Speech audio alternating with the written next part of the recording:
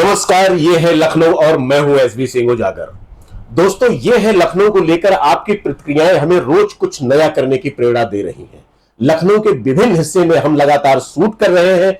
हमारी production team बड़ी मेहनत और लगन से इस कार्यक्रम को तैयार कर रही है। हमारे कुछ भाइयों की प्रतिक्रियाएं उर्दू शब्दों में गलत उच्चारण को लेकर आई हैं। हम उन्हें तहे दिल से धन्यवाद देते हैं कि वे बड़े ध्यान से न केवल इस एपिसोड को देखते हैं बल्कि उसे और अच्छा बनाने के लिए हमें सजग भी कर रहे हैं, सलाह दे रहे हैं।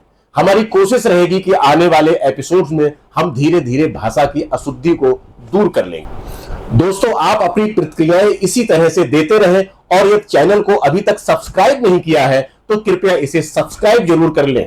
ये है लखनऊ और आप देख रहे हैं समर सलून। दोस्तों, लखनऊ में आपने बड़ा इमामबाड़ा और छोटा इमामबाड़ा तो देखा होगा, इसके बारे में पढ़ा भी होगा और सुना भी। लेकिन क्या आपको मालूम है कि इन दो ऐतिहासिक इमामबाड़ों के अलावा यहां 1 दर्जन से ज्यादा इमामबाड़े और हैं जिनकी ऐतिहासिक मान्यता छोटे और बड़े इमामबाड़े से कतई कम नहीं है।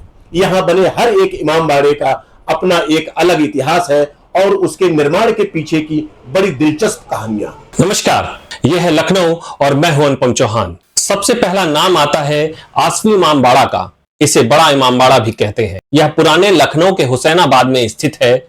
भूल भुलैया भी यहीं स्थित है।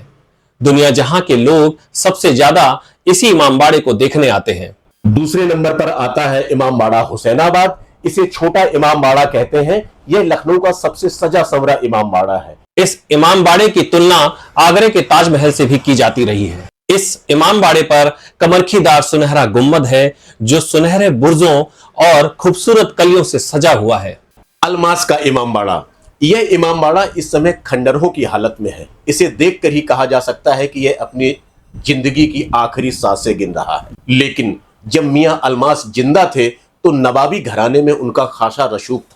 होशियारपुर के जाट घराने में पैदा हुआ नपुंसक लड़का आगे चलकर अलमास मियां के नाम से मशहूर हुआ।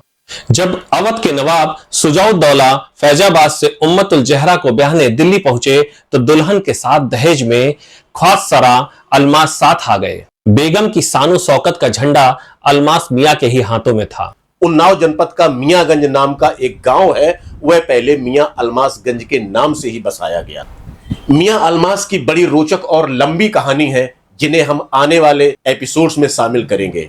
अभी जान लेते हैं कि इन सब के अलावा लखनऊ में और कौन कौन से इमामबाड़े हैं। अगली कड़ी में नाम आता है राजा झाऊलाल का इमामबाड़ा। लखनऊ धार्मिक एकता का केंद्र बिंदु रहा है। ठाकुरगंज के हरदोई रोड स्थित राजा झाऊलाल का इमामबाड़ा नवाब आसफुद्दौला के खास नायब राजा झाऊलाल ने ही बनाया था। इसी ठाकुरगंज के बीच सड़क के बाएं किनारे पर बाबा गोमतीदास मंदिर और सिया बेतुमाल, यह दोनों पुराने धार्मिक स्थान यहाँ की गंगा जमुनी तहजीब की मिसाल रही हैं।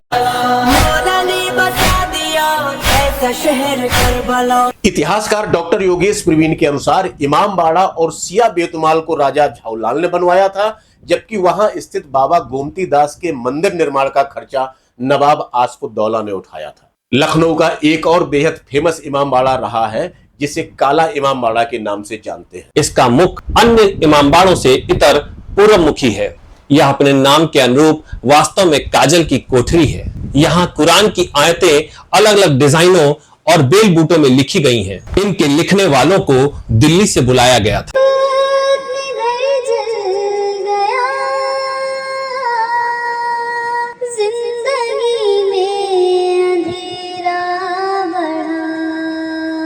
सिकंदर बाग के नजदीक कदम रसूल के बगल में गोमती के किनारे नजफ अशरफ का बेनजीर नजारा है। अवध के प्रथम बादशाह गजीउद्दीन हैदर ने इस मनसूई तीर्थ को नजफ की तर्ज पर बनवाया था। नजफ का कब्रिस्तान इसलिए मशहूर है कि वहां की मिट्टी नसीब होना हर सिया का पहला और आखिरी अरमान होता है। इतिहासकार डॉक्टर योगेश प्रवीण ने अपनी किताब लखनऊ नामा में लिखा है कि गाजीउद्दीन हैदर जानते थे कि नजफ का दीदार हर एक के बस की बात नहीं है, इसलिए उन्होंने उसकी तर्ज पर शाह नजफ तैयार किया। शाह नजफ के दूसरे फाटक पर लटकने वाली लोहे की पवित्र जंजीर को चूमना और चौखट पर सजदा करना हर सिया अपना फर्ज मानता है।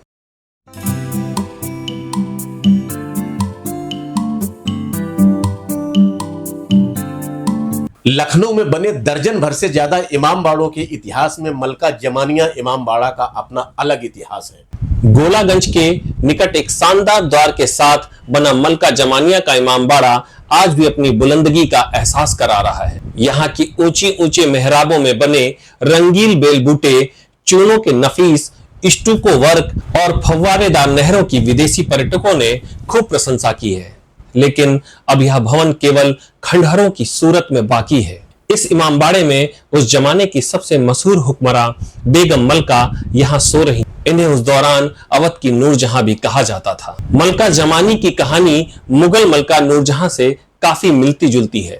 लखनऊ की गोमती नदी के उस पार सीतापुर रोड से लगा हुआ मक्कागंज नाम का एक कदीम मोहल्ला है, जिसे मक्का नाम के एक दरबारी दर्जी ने बसाया था। यहीं पर बना है मलका आफाक का इमामबाड़ा। परंपरागत स्थापत्य में बने इस इमामबाड़े की जालीदार शाहशीन और फर्श बड़ा खूबसूरत है। मलका आफाक एक बड़ी नेक औरत थी। इन्हें लखनऊ वाले मरियम मकानी कहा करते थे।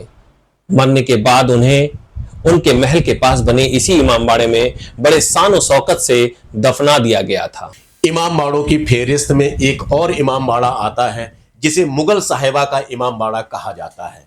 एक जमाना था जब लखनऊ में लोग आशको दौला का इमाम बाड़ा देखने आते थे, तो पुराने शहर में जाकर मुगल साहिबा का इमाम बाड़ा भी देखा करते थे। इस इमामबाड़े की अस्तरकारी विदेशी पर्यटक बहुत पसंद किया करते थे। मुद्दतों तक चिकन काटने वाले इस शाही इमारत पर बने स्टूको वर्क के नफीस नमूनों को उतार कर काटते रहे हैं। दोस्तों, कुछ और इमाम बाड़े हैं जिनका जिक्र हम अगले एपिसोड्स में करेंगे।